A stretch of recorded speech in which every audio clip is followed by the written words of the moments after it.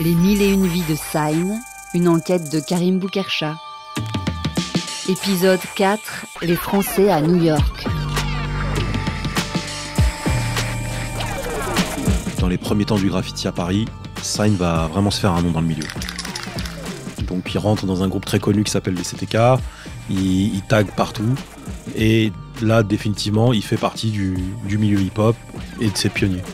En fait, quand on remet en perspective les débuts du graffiti en France, 84-85 c'est vraiment les balbutiements, et 86 il y a vraiment une scène qui se consolide, d'acteurs qui sont engagés, qui créent un mouvement, qui deviennent des taggeurs professionnels, quoi.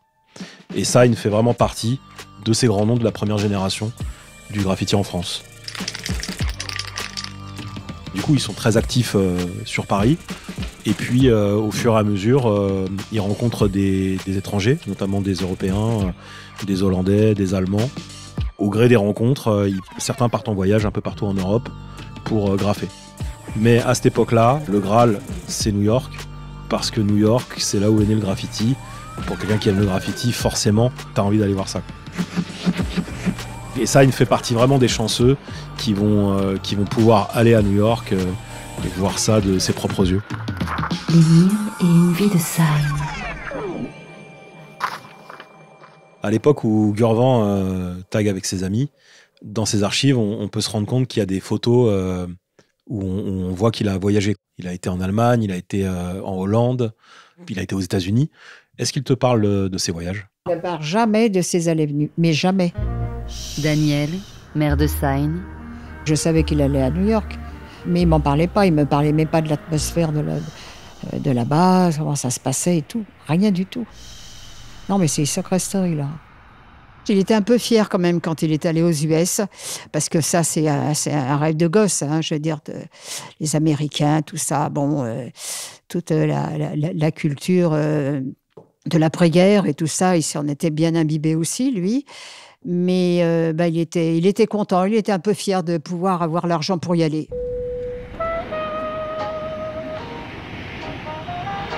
With this historic first scheduled flight between Europe and New York, Air France and British Airways inaugurate a new era in transatlantic passenger service.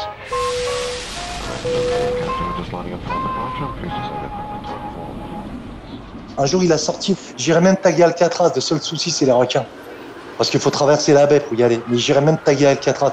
Lui, il l'aurait tagué, sans problème. Hey. Now playing at a theater near you. Check newspapers for showtimes. New York, the Western Hemisphere's greatest metropolis. Toi, Vincent, t'as pu le connaître à New York ? Absolument. Nous, on a été beaucoup à New York parce que ma mère est partie là-bas quand on était jeune. Du coup, on avait la possibilité d'aller à New York. Et puis après, on y retournait, que ça soit Mathias ou moi, pour des raisons différentes. Lui pour la musique, moi pour tout ce qui était le cinéma, les cours de théâtre, et tous ces trucs-là. Vincent Cassel, comédien. Et Gurvan, j'ai des souvenirs de l'avoir vu là-bas, mais pas plus que ça en fait. Mes souvenirs avec Gurvan, c'est plus à Paris, avec Bando, avec Boxer, les délires kata, les catacombes, donc tous les trucs où nous emmenait Bando, les soirées tag, et puis toutes les fêtes. Well, I'm a T. I'll dog my face. I wanna get you on a quarter beat, Charlie Chase. Cold Crush. Charlie Chase, as cute as could be. You sell your soul to the devil, play like me.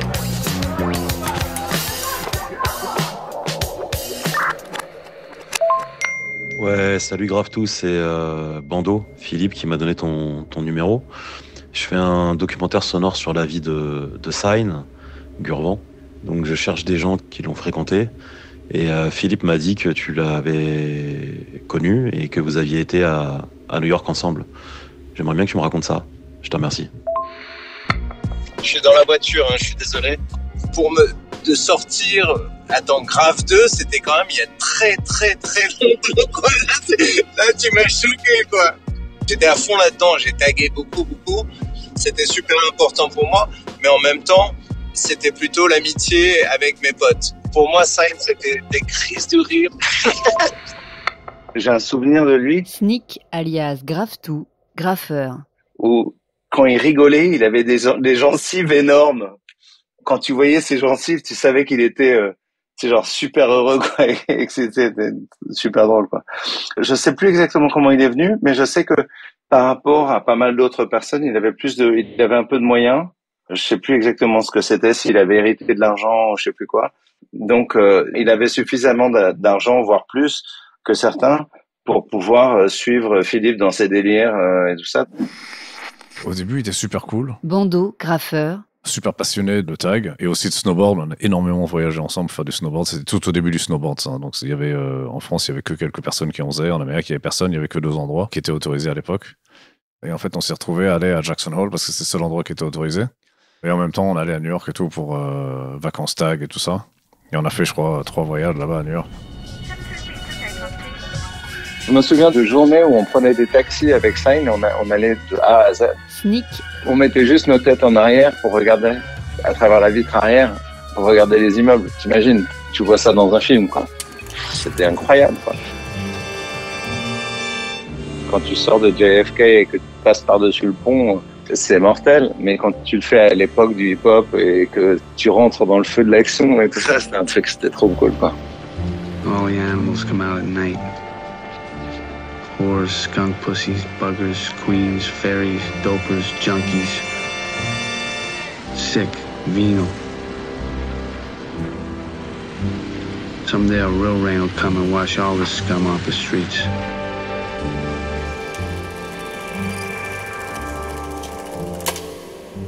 On a fait plusieurs voyages à New York où on était tous à New York. Solo, rappeur du groupe Assassin. Il y en avait eu un déjà, je crois, en 87. On s'était tous retrouvés une fois chez Bando. C'est qui tous? Vincent, Squat, Sign et moi, c'est sûr. Et il y a un squat un peu qui est organisé chez Bando et un autre aussi chez Christophe Bernard, un pote à nous qui faisait de la capoeira. Et donc on squattait dans l'appart de Prince à New York. Je crois que Sign était pas loin et que lui, il était chez Bando. Il y a un truc qu'il faut savoir, c'est qu'à cette époque, New York, c'était un peu la terre promise. Vincent Cassel. Il fallait aller à New York. New York, au début, c'était le hip-hop. Vraiment. C'était à New York qu'on le sentait le plus fort. Avant que ça se répande vraiment au début. Donc les gens voulaient tous aller à New York. Tous les rappeurs, tous les breakers, tous les graffeurs voulaient aller à New York, voulaient aller taguer à New York, ramener leurs baskets de New York, les Goose Down, aller à Delancey Street, aller, je sais pas moi, au Roxy, faire vraiment, il y avait presque un chemin de trucs pour, tu vois, pour aller to the roots of the real hip-hop, aller acheter les trucs à Brooklyn, à Harlem.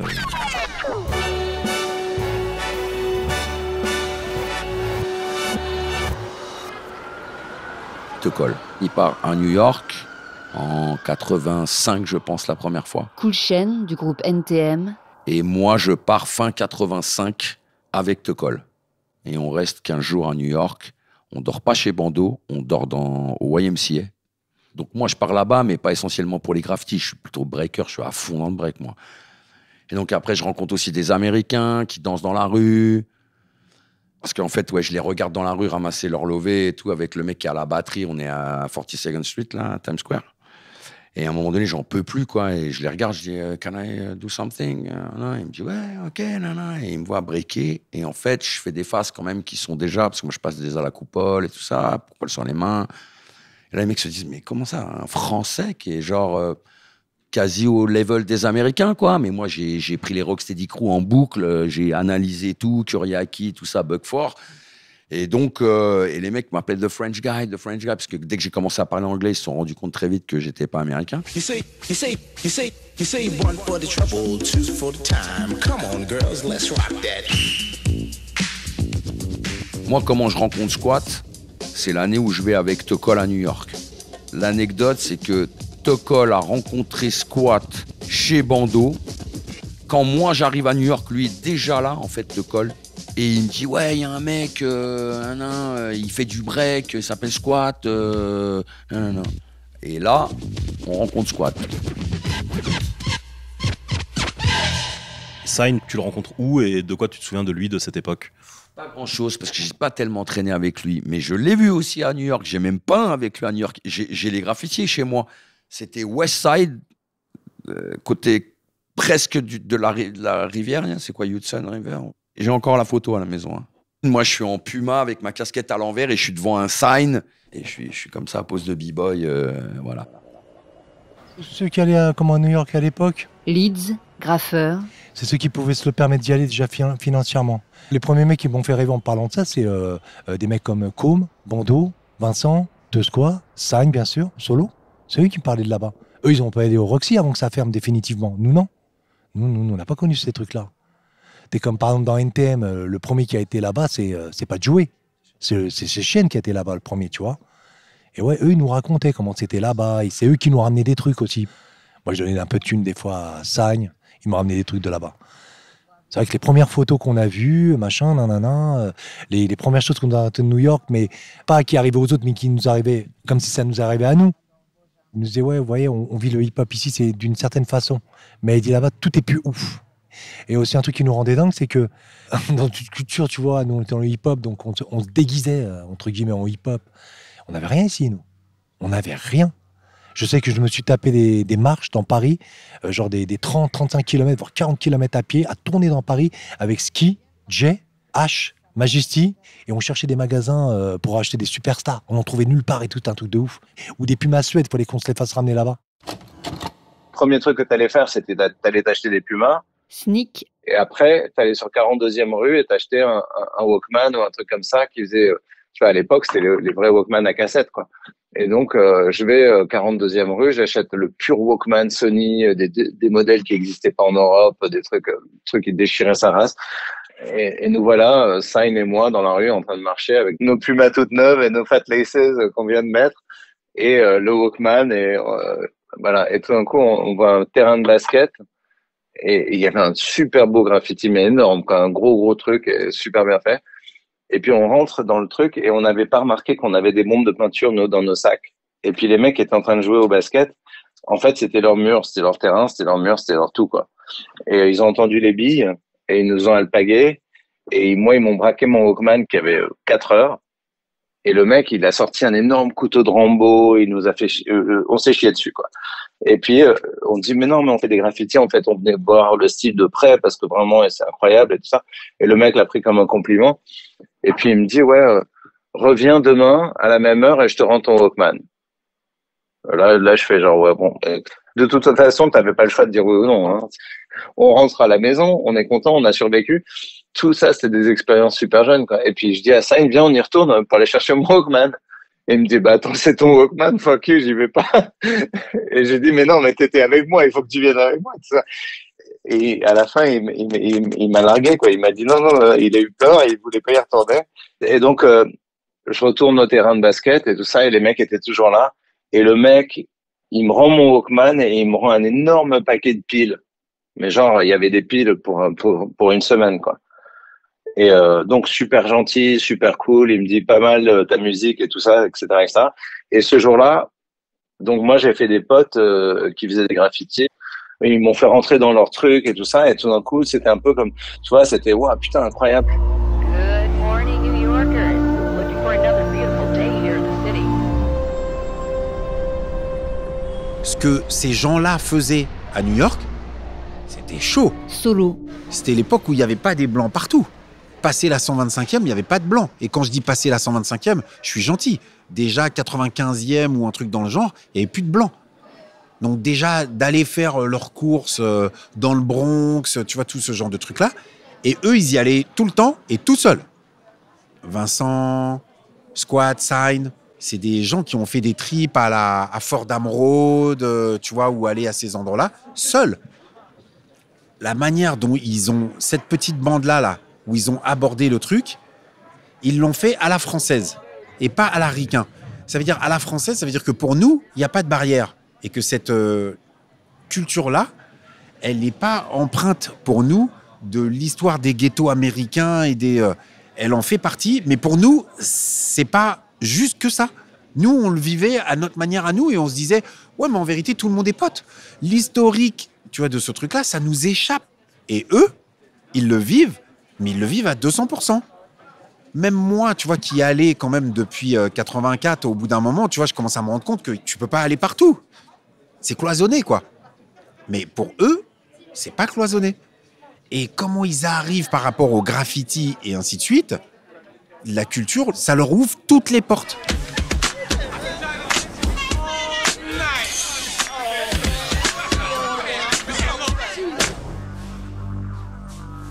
Tu te souviens de ces voyages à New York et qu'est-ce que vous faites avec Sign là-bas et compagnie? Mais on allait traîner là-bas avec Tiki. Bandeau. Mais Sign, en fait, le dessin des lettres, ça, il n'avait vraiment jamais rien à foutre. Il a jamais voulu apprendre. Lui, c'était pur throw-up tag. Genre à la pure tradition du throw-up et du tag. Et avec Tiki, on passait des heures à dessiner, machin de ça. Et Sign, en fait, lui, taguait, enfin, il n'en avait rien à foutre, quoi. Mais on traînait tous ensemble là-bas et vraiment on rigolait, quoi. Et c'était vraiment bien, quoi. Je crois que le premier graffeur français que j'ai rencontré à New York, c'était au Roxy. Et c'était Bandeau. T-Kid, graffeur. Tu te souviens du Roxy? C'était un club de l'époque où Phase 2 était DJ. Il y avait une ambiance de dingue. Tous les graffeurs, les breakdancers allaient là-bas. C'était le spot. Donc forcément, Bandeau le connaissait. La première fois, il est venu avec Sign. On a passé la soirée ensemble, on s'est bien marré. On a parlé de graph, du graph new-yorkais. On tiki tous les mecs de là-bas. Il y avait aussi tous les mecs de TNB. Il y avait des fêtes à Long Island Avenue avec Mac dans une station abandonnée à New York. C'était mortel. Et donc moi, à l'époque, je délirais pas trop rap. Mais bon, vu que tout le monde délirait rap, j'étais en délire. Et en plus, il y avait plein de mecs qui faisaient des graffitis. Donc moi, je délirais graffiti. Je savais qu'il y avait du graffiti en Europe parce que j'avais déjà vu des trucs, que d'autres graffeurs m'en avaient parlé. Je savais pas à quel point c'était sérieux. Faut se rappeler qu'à cette époque, plein de gens venaient à New York. Il y avait des graffeurs néerlandais qui débarquaient et nous parlaient du graffiti en Europe.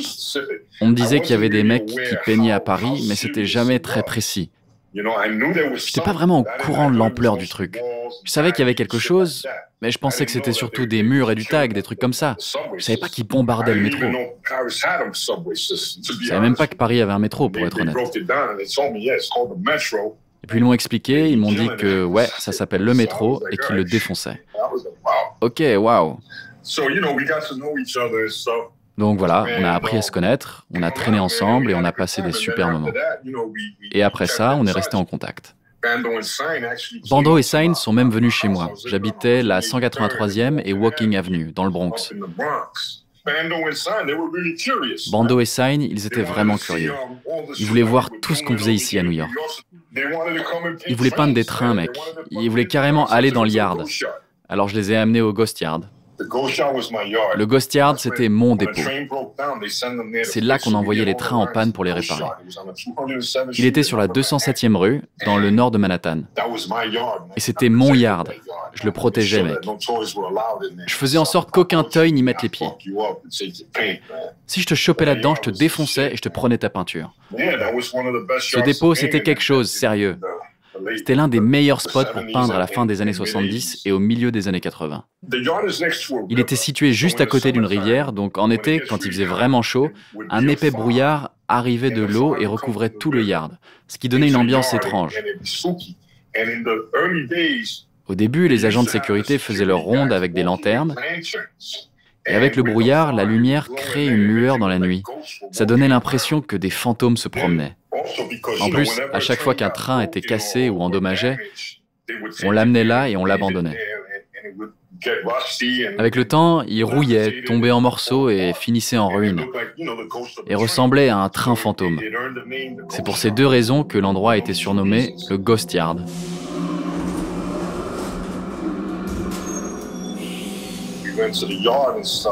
On est allé dans le yard, mais c'était chaud, on pouvait pas peindre tranquillement. Du coup, on a fini par se balader et on a peint un mur dans un terrain de handball, juste à côté de l'autoroute. De là, on pouvait voir le dépôt. Une fois qu'ils m'ont montré qu'ils pouvaient entrer dans les yards et qu'ils étaient prêts à faire ce truc, c'est là que j'ai dit « Ouais, vous pouvez faire partie des TMB ». C'était comme ça à l'époque, mec. Fallait être capable d'entrer dans le dépôt pour être couronné, frère. Une fois que t'étais dedans, c'était bon, tu faisais partie du crew.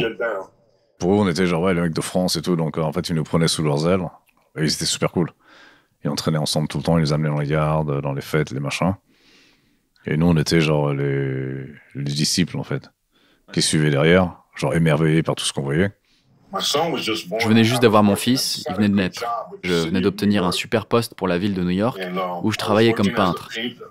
À cette période, c'était comme si tout le mouvement hip-hop arrivait, prenait vie, commençait vraiment à décoller. À quitter New York pour aller en Europe et tout ça. Et c'était vraiment une période incroyable. C'était vraiment génial, parce que, tu sais, rencontrer Bando et ce gamin Sign, ça m'a juste donné envie de continuer. J'en étais arrivé à un point où j'étais prêt à arrêter le graffiti. Puis quand j'ai rencontré Bando et Sign, et que j'ai vu à quel point ils étaient motivés, je me suis dit, je peux pas arrêter. Du coup, d'une certaine manière, mec, je dois remercier les graffeurs français de m'avoir donné l'envie de continuer. Parce que c'est vraiment ce qui s'est passé. A very strange reaction. The more I see, the more I do. Baby.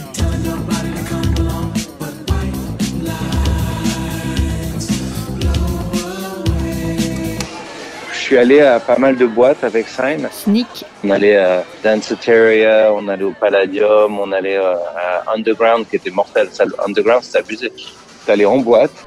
Et le DJ, c'était Grandmaster Melly Mel, quoi. C'était les mecs de l'époque, avant nous, quoi. Tu vois, parce que t'avais déjà Beastie Boys et tout ça qui existait. Mais tout d'un coup, t'arrivais dans des boîtes où t'étais le seul blanc et il y avait que moi et Sign. Et tu vois la tronche de Sign, il était encore plus blanc que moi, quoi. Putain, c'est incroyable, quoi. Le niveau d'immersion que t'avais, quoi. Au niveau danse, musique, ambiance, fringues, tout, mode, tout, quoi. Et puis après, tu retournes à Paris et tu savais tout, quoi. C'est comme si toi, t'avais lu le livre et eux, non, quoi. Il y a des tas de musiques que j'écoutais avant le hip-hop. Leeds. Il n'y en a aucune auquel j'adhérais vraiment. Mais quand le hip-hop est arrivé, ça a fait bim. Mais avant la musique, avant le hip-hop, le premier truc qui m'a mis une grande claque dans la gueule, le premier qui a fait oh, c'est pas possible. Et c'est pas possible, en fait, qu'un truc comme ça t'arrive, en fait, quand j'y repense, tu dises, ouais, c'est ça. Et nous, les sons qu'on a découverts surtout en cassette. Le gros du son que j'écoutais chez moi, on avait tous que des cassettes, c'était du son qu'on nous ramenait de là-bas.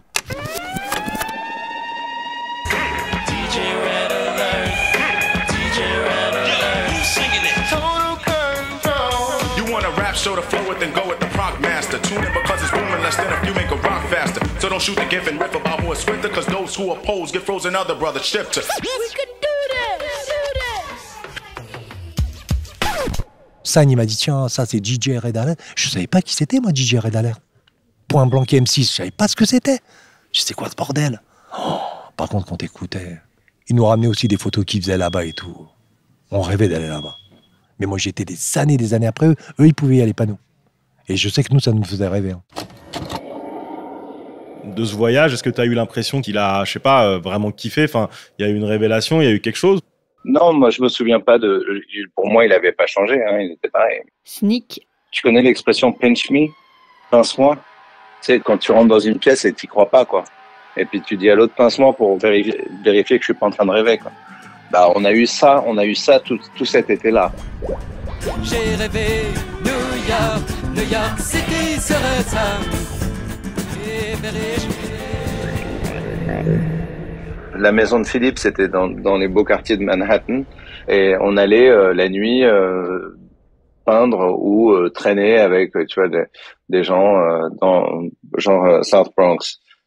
À l'époque, c'est impossible à décrire parce que tu vas à South Bronx maintenant, c'est un endroit de rue peint, mais à l'époque, c'était pour de vrai. Il y avait, tu sais, des couches, des fauteuils dans la rue, il y avait des voitures à l'envers, il y avait des voitures en feu.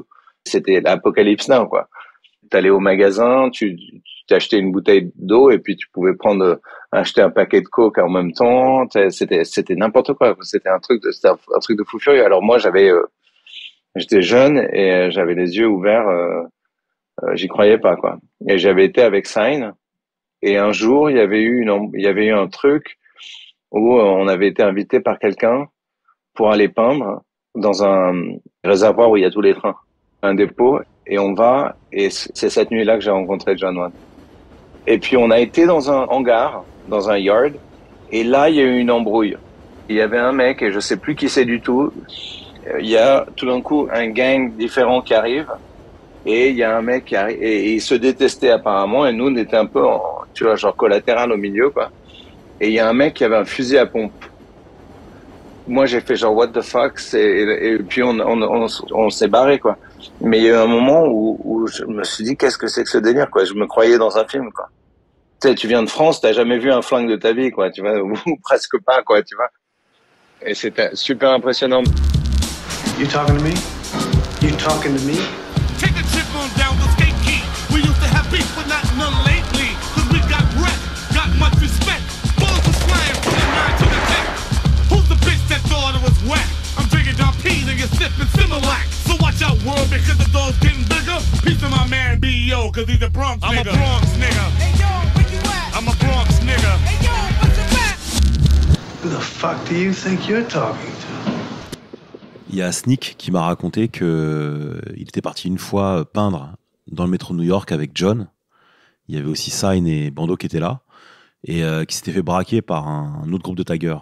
Toi, tu étais là ce jour-là ? Alors, je ne suis pas là parce que je ne suis pas à New York à ce moment-là. Mathias Cassel. Je me suis retrouvé plusieurs fois dans le métro à New York avec lui. C'est moi qui le rencontre, John One. Sur le toit de la Danceteria, j'ai un graffiti dans mon dos, sur mon pull, que Vincent m'a fait, mon frère. Et le mec, lui, il est fonce-dé, en mode John One 85, quoi. Et il me fait ouais, incroyable, putain, le graphe de ouf, tu vois. Et il voit qu'on est français, et donc il connaît un français, Bordeaux. Et nous aussi. Donc on se connecte, yeah, man, là. Et donc voilà, après John One, ça devient, et comme John One à l'époque, c'est quand même un des gros graffeurs de New York. On monte jusqu'à Washington High à pied, nous explique tous les tags qu'il y a là, lui c'est lui, lui c'est lui, lui c'est lui, tu vois. Donc automatiquement, tu vois, ça se connecte en fait. C'est par là que ça passe. Why don't you tell me a story? Please tell me a story too. You know, I think I'll tell you the story of my life. Moi, j'en ai une autre avec John. Cool Chain.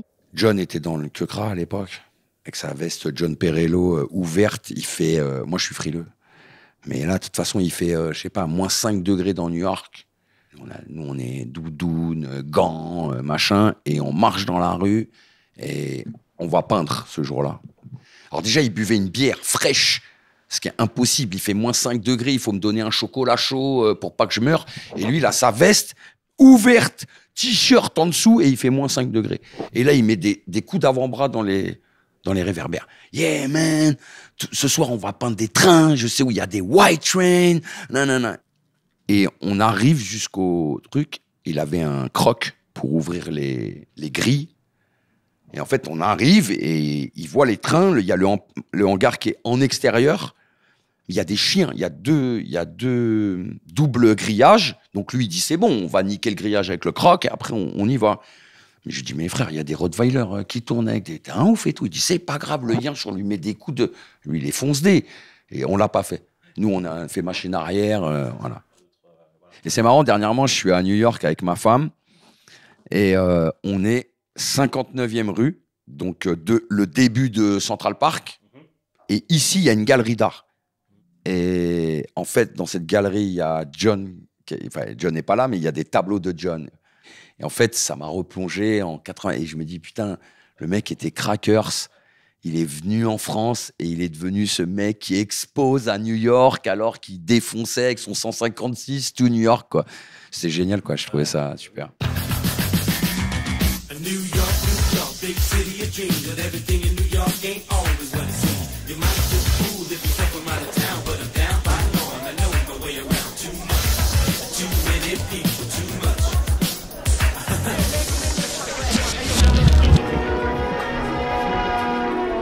Connaissez-vous le quartier de Saint-Germain-des-Prés? Saint-Germain-des-Prés? Le Flore, par exemple. Un café? Non, un temple. Aujourd'hui, on part à la rencontre de John, qui m'a donné rendez-vous au café de Flore pour un petit déjeuner à la française. Pour remettre en perspective, John, c'est à la suite de sa rencontre avec les graffeurs français à New York qu'il a décidé de venir s'installer à Paris en 87. Il a donc fréquenté Sign à cette époque-là, et il va nous raconter tout ça. Bonjour, monsieur. Rider of the movement right now, Karim. Yo, what's up? Quand est-ce que tu as rencontré Sign pour la première fois? Je vais commencer par moi-même, pas parce que je suis égocentrique, mais Comme ça, vous comprenez l'histoire un petit peu mieux. Moi, j'étais à New York, tu vois, j'étais un petit galérien, mais je faisais des choses dans le métro qui étaient un peu intéressantes parce que c'était un peu différent que les autres gens. New York City street vibe, you know. Et moi, je connaissais un peu, je traînais avec beaucoup de différents types de milieux. Moi, j'aimais tout ce qui était underground, tu vois. C'était underground, pour moi, c'était la vie. Tout ce qui vient avec underground, c'est le graffiti, hip-hop, rap, you know, all that stuff. Et bien sûr, je me défonçais beaucoup. Tu vois, je faisais beaucoup la fête, je prenais tout. J'étais un peu... Tu sais, comme les gens qui font la manche devant Franprix et les punks de chiens. Et bref, je connaissais rien de la France parce que pour moi, graffiti was just New York. It was something de New York. Un jour, je reçois un coup de fil. Et c'était « Salut, je m'appelle Philippe Liman, c'est Bando, je viens de Paris, je kiffe ce que tu fais, c'est mortel, et ça sera bien si nous nous rencontrons, tu vois. » Et moi, si bien de Paris, de France, tu fais des graves, quoi, je comprenais pas, tu vois. Et après ça, il a dit, oui, tu me retrouves à 86th Street, on the back of the number 1 train on Broadway. But I was like, yo, all right, let's go.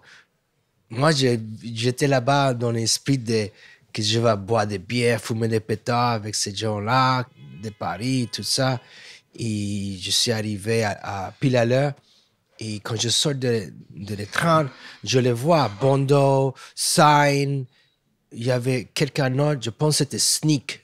Et moi, quand je sors de le métro, j'étais vraiment street. So j'étais habillé en camouflage, with jungle boots, camouflage jungle boots, parce que j'étais en guerre avec moi-même et en guerre avec tout le monde. Et après, je vois ces 3 petits agneaux, tu vois. They just look like so fresh, like, I was like, oh, ils sont tellement mignons. Et moi, ma tête, elle était fucked up. J'avais une tête de junkie. Il dit, oh, wow, regarde, Sign était là. Il était blanc avec des yeux bleus, blonde. Mais il y avait un truc sur Sign qui, la manière qu'il s'est porté, ils s'en foutaient, tu vois. Tu voyais pas qu'il avait peur dans ses yeux. C'est pas parce qu'il était costaud, un truc comme ça, mais c'était parce que, je sais pas, ils s'en foutaient, tu vois. Sign, il était là. Après, j'étais à New York et je rencontre Sign. Sign était chez moi. Je pense que nous avons même sorti ensemble. Nous avons fumé des pétards ensemble et tout. Et je dis, ça serait bien si nous pouvions aller à Panto Metro ensemble. And Sign was like, yo, let's do it. Vas-y, nous allons le faire. Et je dis, wow, lui, il a des couilles parce que pour Panto Metro à New York, et toi, tu es étranger, pas mal ça. J'ai amené Sign à Panto Metro. C'était moi et Sign, nous étions dans le métro avec la bière. Et j'avais une bonne connexion avec Sign parce que, yo, c'était comme, voilà, boum, c'était quelqu'un de cool. Tiens, regarde, je vais te montrer les photos que sa famille m'a confiées. Je crois que c'est le voyage quand vous étiez justement à New York et que tu l'as emmené peindre. C'est bien ça? Ça, c'était la première session. J'étais fier parce que je faisais ça avec un European, you know, un Français. Et, nous on resté pas mal de temps là-bas et Sign, il avait pas du tout peur d'être dans le tunnel. Il se sentait à l'aise dedans. Parce que c'était ça qui est intéressant, c'était que Sign, il avait le flow d'un European. C'était un prédécesseur parce que sa manière d'écrire, sa manière d'apprendre à écrire son nom, c'est venu en France et pas à New York. Il avait un flow qui était complètement différent que le flow new-yorkais. Il est venu avec un esprit vraiment de European Style Master. C'était vraiment une référence pour moi, pour beaucoup de gens. Il faut pas oublier ça, que son style, c'était un style vraiment avant-garde. Tu vois le flow comme ça, Sign, comme c'est écrit, you know, la CTK, Crime Time Kings, of Bando, Boxer, c'était un flow vraiment unique, you know. Tu vois, le flow de Sign, c'était Il y a un côté de folie. Pour faire des graves dans la rue, il faut être un peu fou. Mais son style est vraiment rough and rugged. J'adore. Sign, it was really official. Lui, il a commencé à venir vraiment avec, je dirais, les vrais racailles. Tu vois, les New York.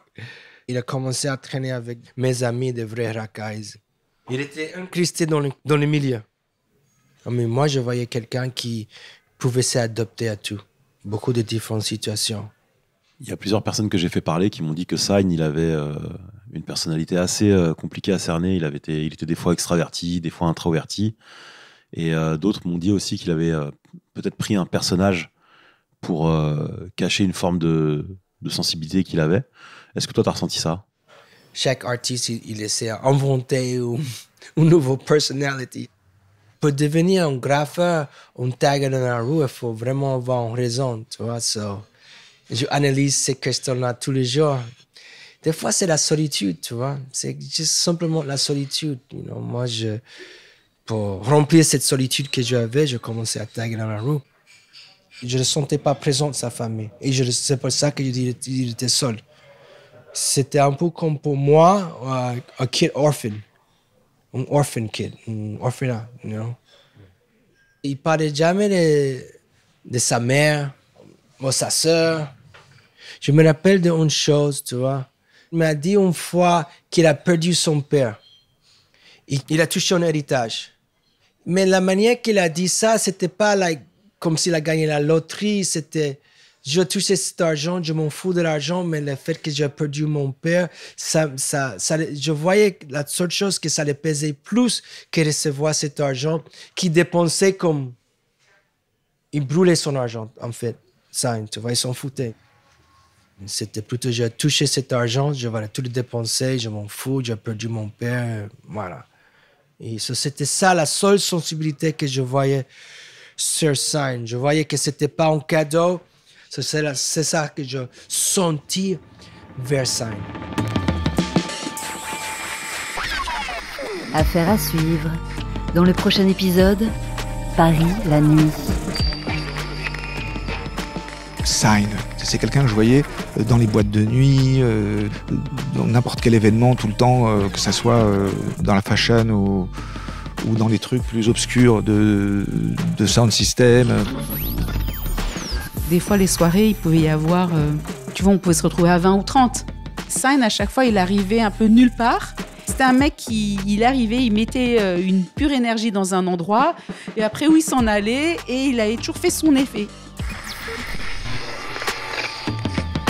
Vous venez d'écouter Les 1001 vies de Sign, une production tard le soir.